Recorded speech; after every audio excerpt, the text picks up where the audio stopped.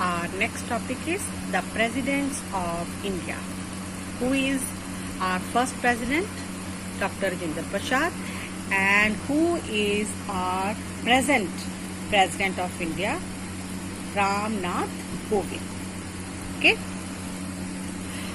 Now discuss how is president of India elected.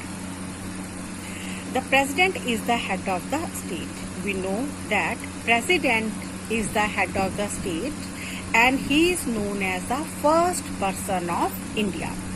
Okay. How is he elected?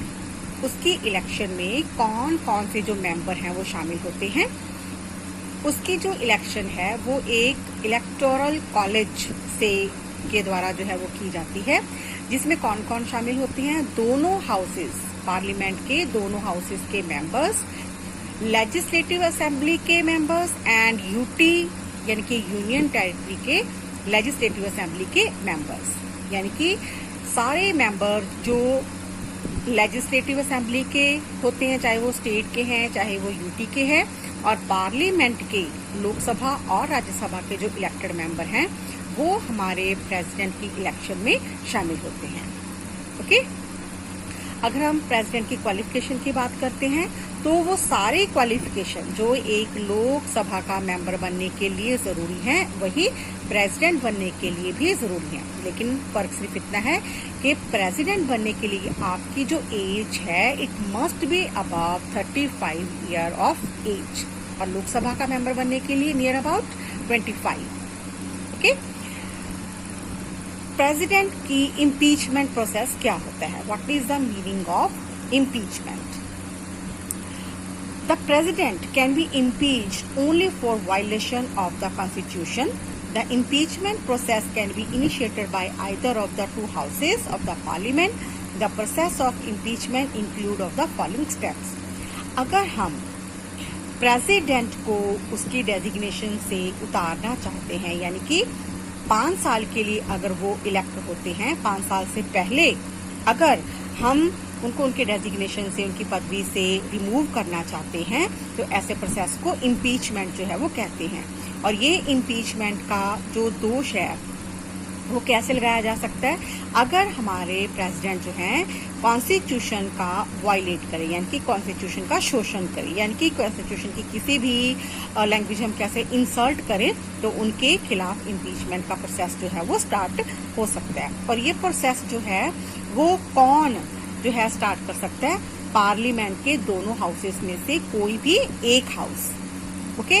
इस process में कौन कौन से जो स्टेप हैं वो शामिल होते हैं? First of all, specific charges have to be brought against her him by 2/3 majority of the house. कोई भी हाउस अगर प्रेसिडेंट के खिलाफ इल्जाम लगा रहा है तो उस हाउस में से नियर अबाउट 2/3 मेजॉरिटी जो है वो होनी चाहिए. Second, the other house investigate the charges. जो प्रेसिडेंट पे इल्जाम लगे हैं कॉन्स्टिट्यूशन वायलेशन के, वो दूसरा हाउस जो है उसको प्रूव करे. And last, if the investigation house also passes the resolution with 2/3 majority sustaining the charges, the president be remove. अगर दूसरा हाउस भी 2/3 मेजॉरिटी के साथ जो उस पे इल्जाम लगाए गए हैं वो प्रूव कर दे और 2/3 मेजॉरिटी जो है उसके खिलाफ जो है अपना जो प्रस्ताव पास कर दे, तो प्रेसिडेंट को अपनी डेजिग्नेशन से रिमूव होना पड़ता है. उसको जो अपनी प्रेसिडेंट की जो चेयर है वो छोड़नी पड़ती है. Okay. Let's discuss position and power of the president of India. President has so many power and a strong position in Indian constitution. Legislature power, presidential or executive power. Let's discuss one by one. First of all, legislature power. The president summons and prorogues or end all the session of parliament and address the first session.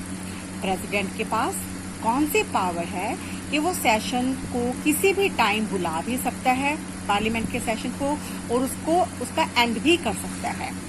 और parliament का जो first session होता है election के बाद, उसकी जो अध्यक्षता है वो प्रेसिडेंट के द्वारा की जाती है. इसके बाद he can dissolve the parliament on the advice of the council of minister.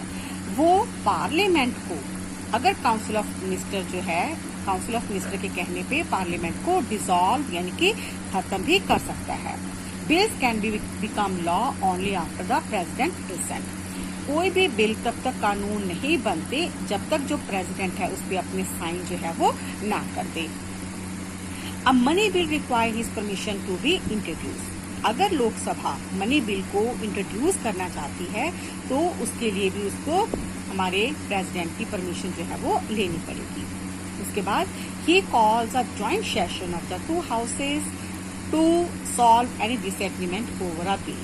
अगर दोनों हाउस में कोई किसी भी बिल को लेके कोई बहस हो जाती है या डिसएग्रीमेंट हो जाता है तो हमारे प्रेसिडेंट जो है दोनों का ज्वाइंट सेशन बुला के उस बिल का जो डिसएग्रीमेंट है उसके लिए एडवाइस या कुछ सजेशन जो है वो दे सकते हैं। And last, the president has the power to issue an ordinance when the parliament is not in session. जब पार्लियामेंट का सेशन नहीं हो रहा होता और देश पे किसी भी तरह की अगर कोई मुसीबत आने वाली है तो उस टाइम पे जो प्रेसिडेंट के पास एक पावर है, उस टाइम पे वो एक कानून जो है वो जारी करते हैं, ठीक है, और उसी कानून को, उसी ऑर्डिनेंस को एक कानून की तरह ही पालन जो है उसका किया जाता है। That called ordinance. और next, presidential executive power are, हमें पता है कि प्रेसिडेंट जो हैं वो हेड होते हैं एग्जीक्यूटिव के और सारे जो एक्शंस हैं एग्जीक्यूटिव को लेके वो प्रेसिडेंट ही करते हैं।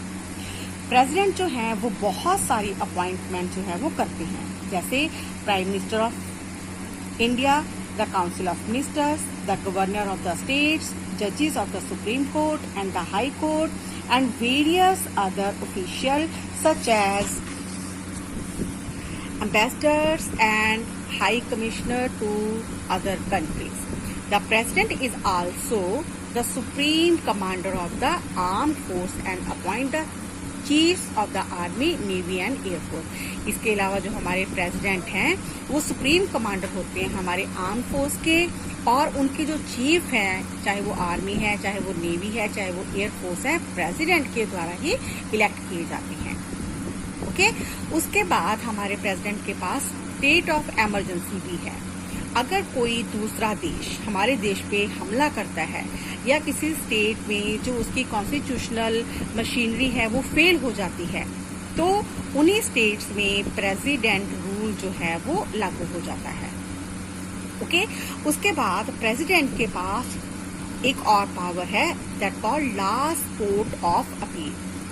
अगर किसी पर्सन को उम्र कैद यानी कि इम्प्रिजनमेंट या डेथ बाय अ कोर्ट या किसी भी कोर्ट ने फांसी की सजा सुनाई हो तो वो प्रेसिडेंट के पास अपील कर सकता है कि मेरी जो फांसी की सजा है उसको माफ कर दिया जाए या मेरी जो उम्र कैद है उसको कम कर दिया जाए। तो हमारे प्रेसिडेंट जो हैं वो उसकी जो प्रेसिडेंट में देन रिड्यूस द सेंटेंस और ग्रांट पार्डन, उनको माफी भी कर सकते हैं। And even in the case of death sentence, अगर डेथ किसी को फांसी की सजा हुई है तो वो माफ भी कर सकते हैं, लेकिन ये डिपेंड करता है कि वो जो पर्सन है उसने किस तरह का जो है वो जुर्म किया है। ओके।